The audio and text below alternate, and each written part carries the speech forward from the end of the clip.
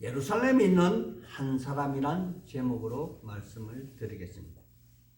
사람들이 인류의 역사를 기록함에 있어서 가장 중요한 인물을 한 사람 선정을 했습니다. 그분이 바로 우리 예수님입니다. 그렇다면 왜입니까? 그 이유는 세계의 석학들이 가장 위대한 사람을 택하여 그분의 탄생을 기점으로 하여 BC와 AD로 나누었기 때문입니다. 이는 영어로 Before Christ 첫 글자와 BC와 라틴어로 Anno Domini라는 AD 즉 영어로 In the year of our Lord 즉 우리의 주님이 이 땅에 인카네이션 한 해를 기준으로 삼고 세계 역사의 기준점을 앞에서 말씀드린 대로 BC와 AD로 나누었기 때문입니다. 그래서 올해가 예수님이 태어난 해로부터 약 2025년이 지났다고 올해의 연도를 그렇게 정했다는 것입니다. 그러므로 단연코 세계 어느 종교인들이 인정을 하든 안 하든 이 땅에서 가장 중요한 인물은 바로 우리의 주님이신 예수 그리스도이십니다. 그렇다면 우리가 오늘날 하나님의 말씀이라고 믿는 성경에서는 예수님을 어떻게 정리하고 있는 것일까요? 바로 여기도 BC와 AD의 구분처럼 구약은 최초의 사람 아담이 범죄한 이후로부터 여호와 하나님이 구속의 역사를 이끌어 오시면서 메시아이신 예수님이 이 땅에 오시는데 그분의 역사는 이러이러하다라고 적어놓은 부분이 바로 우리의 구약 성경이라는 것입니다. 그리고 신약은 예수님의 탄생 이후 최초의 사람 아담이 잃어버린 하나님의 형상을 회복하고 영원히 죽지 않고 나군의 삶을 어떠한 절차로 회복할 것인가에 대하여 기록한 책이 바로 신약입니다. 그러니까 이 메시아이신 예수는 최초의 사람 아담이 하나님께 반역함으로 나군에서 쫓겨나 한정된 시간과 공간에서 살다가 죽음을 맞이하게 되는 역사를 완전히 거꾸로 뒤집어서 자신이 직접 죽음을 이기고 부활하여 영원한 삶을 사는 첫사람으로서 새 역사를 기록하고 있다는 것입니다. 그러니까 예수의 탄생, 즉 이 땅에 그분이 인카네이션 한 이 사건은 바로 천지가 개벽하는 사건과 방불하는 실로 큰 대단한 사건입니다. 그러나 이 사건은 성경을 하나님의 말씀으로 믿고 있는 이스라엘 사람들에게는 정말 기다리고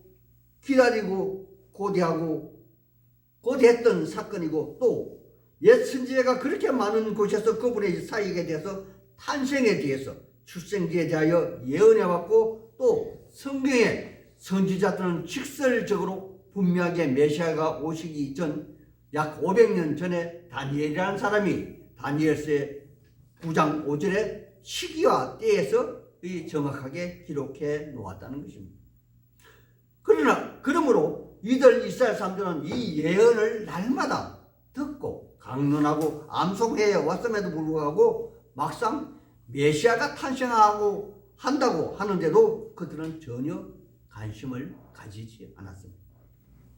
그런데 여기 가장 관심을 보인 사람들이 아주 극소수의 사람들이 있었는데 이는 우리가 생각하기에 전혀 의외의 사람들로서 들판에서 양을 치는 양치기들이었고 유대인들이 아닌 이방인으로서 별을 보고 점을 치던 동방박사들이었습니다.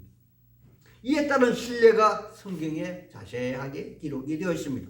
즉 이방인인 동방박사들이 메시아의 탄생을 축하하기 위해 예루살렘 성에 도착해서 이스라엘 서기관들과 바리새인 즉 그들의 지도자들과 학자들에게 물었을 때 마태는 그의 책 마태복음 2장 3절에 온 이스라엘이 크게 소동했었다고 그렇게 기록하고 있습니다.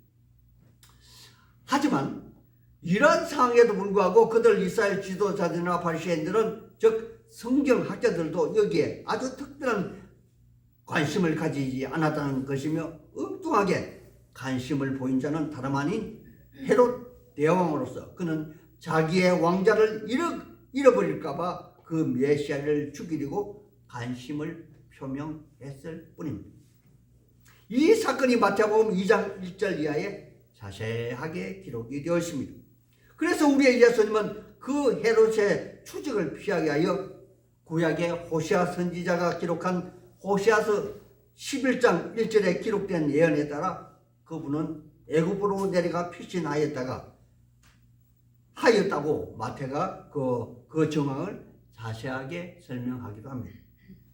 그렇다면 예루살렘에 정말 한 사람도 이사야서 7장 동정녀의 탄생과 9장의 서불론 땅과 납달리 땅을 영화롭게 할 평강의 왕의 탄생, 그리고 미가서 5장 2절에 베들레헴 성의 그 탄생과 다니엘서 9장에 기록된 70일에 후에 일어난 사건을 미리 준비하고 예견한 사람은 전혀 한 사람도 없었다는 것입니까? 여기 누가복음 2장 25절에 그 이하에 한 사람을 기록하고 있습니다. 제가 조금 전에 우리가 읽은 부분을 제가 가지고 있는 영어 성경 NIV로 한번 읽어드리겠습니다. 왜냐하면 영어 성경을 제가 읽으니까 한글 성경보다 더 제 마음속에 다가오는 부분이 많았기 때문입니다. NIV 성경에는 이렇게 기록이 되어 있습니다.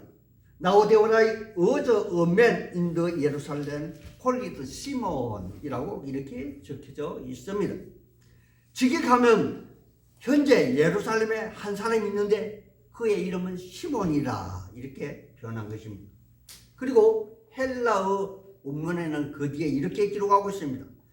카이이도 헨 안드로포스라고 적혀 있는데 이는 해석을 하면 그리고 보라 한 사람을 이렇게 예루살렘에 있는 한 사람을 강조하여 적어 놓았습니다.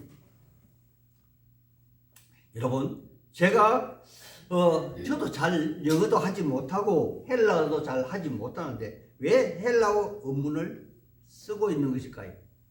바로 원문을 의미 전달을 더 상세하게 하기 위해서입니다. 이것을 다시 직역해 보겠습니다.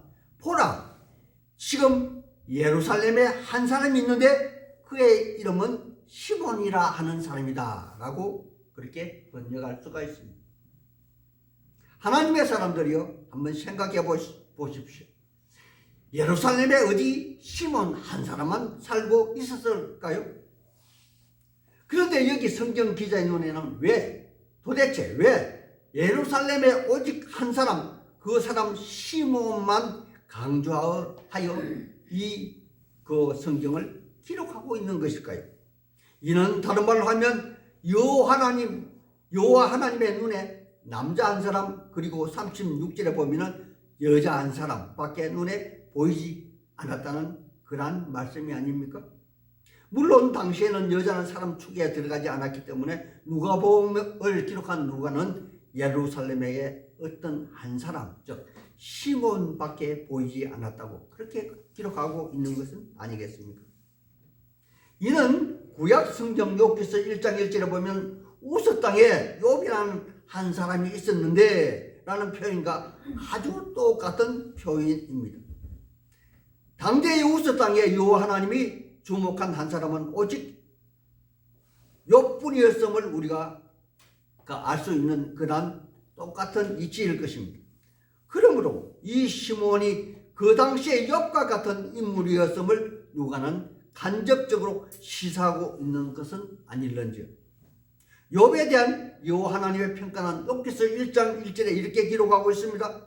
그 사람은 온전하고 정직하여 하나님을 경외하며 악에서 떠난 자라 그렇게 기록하고 있으므로 그럼 시몬이라는 사람도 과연 하나님이 사탄에게 자랑할 만한 인격을 가졌는지 오늘 본문을 통해서 자세하게 살펴보도록 하겠습니다.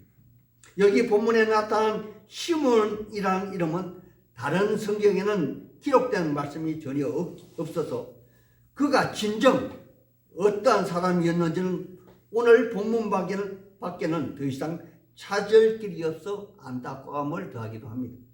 그러므로 본문을 통하여 구약의 모든 예언서의 결론인 메시아의 탄생을 기다리며 예루살렘에 살았던 시몬이라는 사람이 과연 어떤 사람인지 자세하게 찾아보는 여행을 떠나보겠습니다. 먼저 이 시몬이라는 사람의 특징에 대해서 25절에 보면은, 우리가 읽은 25절에 보면 세 가지로 요약하고 있으므로 그 특징을 따라서 한번 살펴보겠습니다. 첫째, 그는 의로운 사람이라 그렇게 기록하고 있습니다. 하나님의 사람들이요, 우리는 온전하다는 말은 민수기 12장에서 여호와 하나님이 모세의 누이 미리암이 모세를 반역할 때 여호와 하나님이 미리암에게 모세를 일컬어 지면에서 가장 온유한 자라고 지칭한 데서 우리는 온유가 무슨 뜻인지 알 수가 있을 것입니다. 그러므로 이 온유라는 말은 사나운 들짐승을 사람들이 잡아다가 전혀 알지 못하는 그를 잘 길들여서 가축으로 쓸 때 사용되는 그런 말이라는 것입니다. 여기서는 여호와 하나님이 하나님을 전혀 알지 못하는 그 사람이 하나님의 말씀에 붙잡혀서 전적으로 순종하는 모습으로 변화된 것으로서, 이는 마치 모세가 애굽의 왕자로 40년 살다가 미디안 광야에서 40년 동안 양치는 자로 하나님의 훈련을 받고 난 이후의 상태로 그의 나이 80이 되어서 이스라엘을 구원하는 자로 사용되는 바로 그때 그 사람의 변화된 모습을 우리 하나님이 그에게 붙여준 이름이 바로 온유한 자라는 것입니다. 그렇다면 온전하다, 의로운 사람이다, 온유한 사람이란 말은 같은 뜻의 의원을 가졌으므로 이는 사람으로서 자의로 가지는 그러한 성품이 아니라 하나님이 훈련시켜 주시고 단련시켜 주신 후에 여호와 하나님이 은혜로 주시는 그러한 성품이므로 하나님의 말씀에 전적으로 부합되게 적법하게 살게 되었다는 그러한 사람의 칭호일 것입니다. 따라서 추측컨대 시몬이라는 사람도 젊어서는 모세만큼 욥만큼 크나큰 시련을 겪고 살면서 묵묵하게 자신의 길을 찾았고, 또 여기 죽음 직전까지 그 길을 걸어온 사람임을 우리도 가히 짐작할 수가 있을 것입니다. 두 번째, 그는 경건한 사람이었다고 기록하고 있습니다. 경건하다는 말은 헬라어로 율라베스도라는 그런 말로서 좋은 것을 붙잡다, 좋은 것을 갖기에 노력하다, 그런 뜻인데, 제가 영어 단어를 찾아보니까 데보터라는 단어로 기록하고 있습니다. 이는 헌신하다라는 그런 뜻으로 번역할 수가 있습니다. 그래서 우리 그리스도인들은 1500년도에 종교개혁 이후 기독교의 최고 덕목을 경건으로 내세우고 있습니다. 이는 어떤 형식이나 전통, 관습, 관행에 얽매이는 그런 행위가 아니라 오직 주의 말씀에 근거해서 양심의 소리, 내면의 소리에 귀 기울이는 그러한 자세를 말합니다. 그래서 신약 성경 디모데전서 4장 8절에는 사도 바울이 믿음의 아들 디모데에게 이렇게 권면합니다. 육체의 연습은 약간의 유익이 있으나 경건은 범사에 유익하니 금생과 내생에 약속이 있느니라 라고 말합니다. 그러므로 경건은 육체의 절제된 행위와 양심의 통제를 받을 뿐더러 하나님의 말씀에 순복함으로 약속이 동반된 말씀임을 설명하고 있는 것입니다. 다음은 세 번째, 이스라엘 위로를 기다리는 자라 그렇게 기록하고 있습니다. 하나님의 사람들이요, 당시 이스라엘은 로마의 압제하에서 피정복민으로 로마의 조공을 바치며 암울한 삶을 살아가는 그러한 약속 민족이었습니다.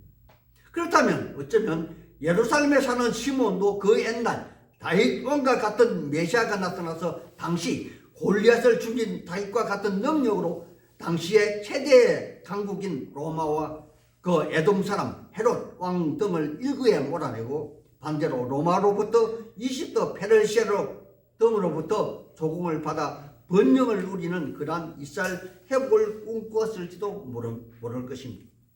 그래서 그는 아브라함과 이삭과 야곱에게 약속한 말씀을 물려주었던 모든 민족들이 아람 시로부터 복을 받게 될 것이다 라는 말씀도 아마 그는 연구했을 것인데, 또 앞에서 말씀드린 대로 메시아가 오시면 이런 고단한 삶을 일시에 청산할 수 있을 것이라 그러한 믿음에 다니엘서 9장 25절의 예언의 말씀을 또한 그는 기다렸을지도 모릅니다.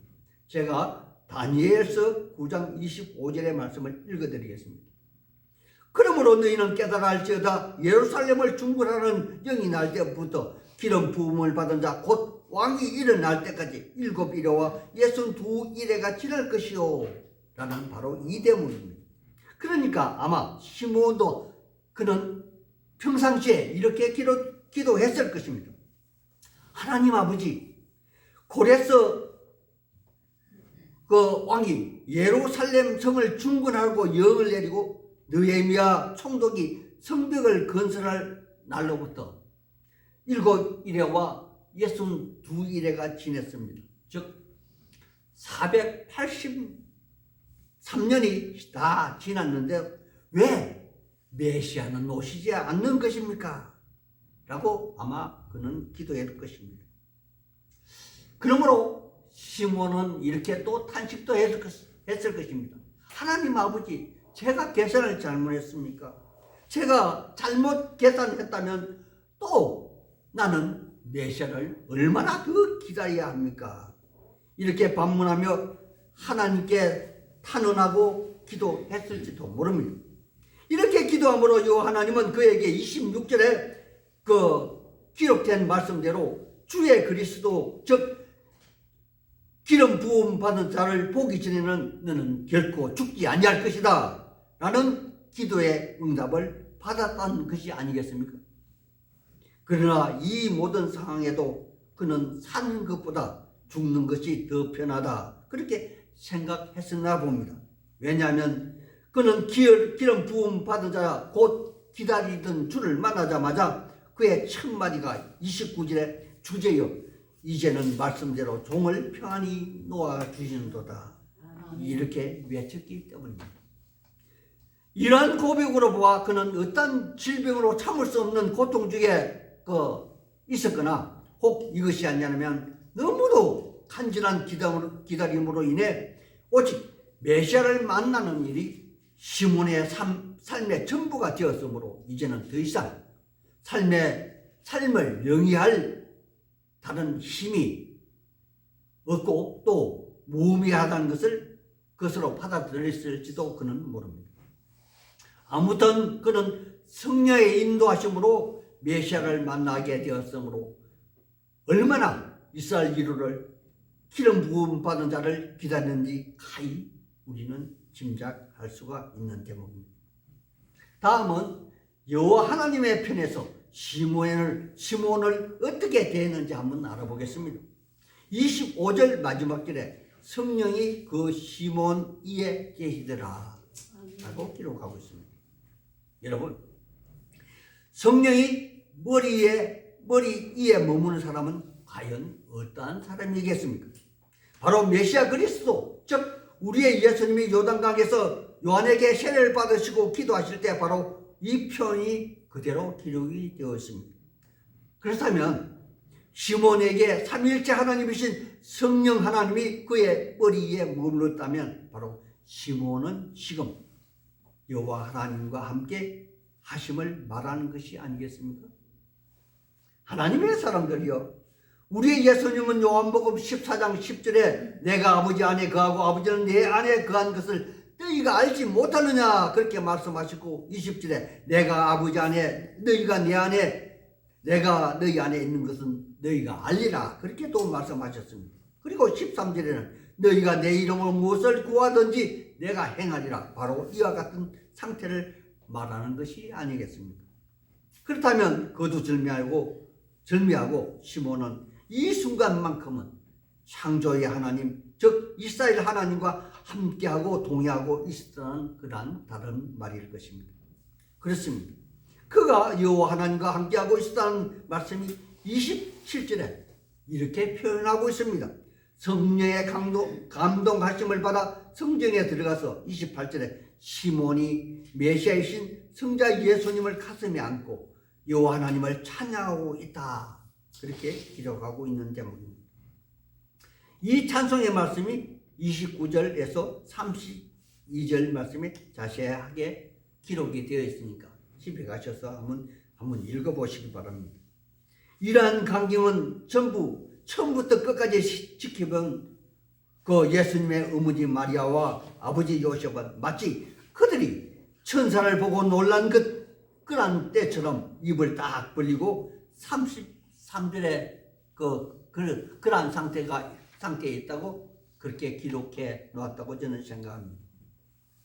하지만 그럼에도 불구하고 이 시몬은 전혀 동요하지 않고 당연히 너무도 자연스럽게 이번에는 방향을 틀어서 마치 가브리엘 천사가 예수님의 어머니가 처녀인 상태에서 내가 잉태하였다고 축복할 때처럼 마리아와 요셉을 축복하고 동시에 자기의 가슴에 안긴 예수가 자라서 장성한 후에 행한 일들을 예언하고 있음을 34절에 자세하게 기록하고 있습니다. 시간 관계상 그냥 넘어갑니다. 하나님의 사람들이여, 누가가 예루살렘에 살고 있는 시몬에 대한 성경에서 기록한 내용이 이 말씀이 전부입니다. 그렇다면 누가는 도대체 왜 이 시몬을 여기에 등장시켜서 기록해서 오늘 우리에게 전해주는 그런 것일까요? 그 이유가 여기 지금 박 목사가 설교하는 이유이고 또 우리가 이 본문에서 배워야 할 내용이 아니겠습니까? 그러므로 우리는 생각하고 또 생각하며 성경을 살펴야 합니다. 이 땅의 메시아의 탄생은 무지직인 빅 이벤트이고 아주 크고 놀라운 큰 대사건입니다. 그렇다면 많은 사람들이 함께 축복해야 할 사항이고 축하해야 할 사항인데, 그리고 대대적 그 행사를 통해서 그를 마땅히 맞아들여야 할 그런 사항이지 않습니까? 그러나 우리 하나님은 우리와는 다르시고 항상, 아니 절대 우리보다 완벽하시지 않습니까? 그렇다면 이러한 중대하고도 크나큰 행사에 여호와 하나님은 아무에게나 이 빅 이벤트 메시아 탄생의 축가를 허락하시지 않았다는 것입니다. 여호와 하나님은 당신의 입장에서 아주 신실한 극소수의 사람만을 이 빅 이벤트에 참가할 특권을 허락하셨다는 그러한 생각은 들지 않습니까? 그렇다면 이뿐만이 아니라 여호와 하나님이 이 세상을 이끌고 있는 또 다른 중요한 일들에도 똑같은 논리가 적용되는 그러한 것은 아닌지요. 여호와 하나님은 사람의 숫자가 많고 적음의 어떤 기준을 정하신 것도 아니요, 또 사람의 가진 학식이나 어떤 높은 지혜 있는 자들의 근거에 그러한 귀 기울이시는 그러한 하나님도 아니시라는 것입니다. 그 옛날 우스 땅의 욥과 같이 혹은 창세기에 기록한 갈대아 우르에 살고 있었던 우상장사의 아들 아브람처럼, 또 작은 동네 베들레헴 이세의 8번째 막내 아들 양치기 다윗처럼 아주 신실한 그 한 사람을 찾으시고 또 동행하셨고 또 영원한 구원의 사업에 동참게 하신 것은 아닌지요. 그렇다면 이 지상에서 가장 작은 교회 중에 하나인 하늘 향기 나는 교회도 여호와 하나님이 어쩌면 지상의 어떤 규모가 큰 교회보다 더 중요한 일에 그곳에 있는 속한 하늘 향기 나는 교회에 속한 교인 중에 어떤 한 사람을 세상에서 가장 존귀하게 또 영광스러운 그러한 하나님의 빅 이벤트에 참가시키실지 누가 알겠습니까? 우리는 알고 있습니다. 창세기 1장 1절에서 시간과 공간을 창조하신 하나님은 우리 사람들이 생각하는 시간과 공간의 한계음에 계셔서 언제나처럼 우리의 이성을 뛰어넘어 당신의 편에서 신실한 소수의 사람들로 하여금 이 세상을 이끌고 계시더란 그러한 인식을 해야 한다는 것입니다. 그렇다면 오늘 여기 나도 다른 사람들 보기에 아주 형편없는 나도 어쩌면 요 하나님이 눈여겨보시고 계시다는 사실을 절대 잊지 않으셔야 한다는 그러한 사실이 아닙니까? 신약 성경 디모데후서 2장 20절에 사도 바울은 그의 믿음의 아들 디모데에게 이런 말씀으로 권면을 한 적이 있습니다.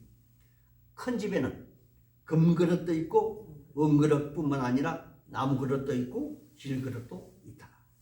그러나 언제나 사용되어지는 그릇은 크고 아름다운 금그릇과 은그릇만 사용되는 것이 아니라 자기 자신을 깨끗하게 준비하여 기 쓰는 그릇이 되어지면 주인이 쓰심에 합당하며 또 모든 선한 일에 그 준비함이 마땅하다. 그렇게 말입니다. 그러므로 우리도 바울 사도의 권면을 교훈 삼아서 요 하나님의 사용하실 그때를 위해서 늘 항상 깨끗이 청소된 그릇, 준비된 그릇으로, 즉 오늘 본문의 시몬 같은 사람처럼 요 하나님이 빅 이벤트에 사용되기를 우리 주 예수님 이름 받들어 소망하고 축복하는 바입니다. 아멘. 아멘.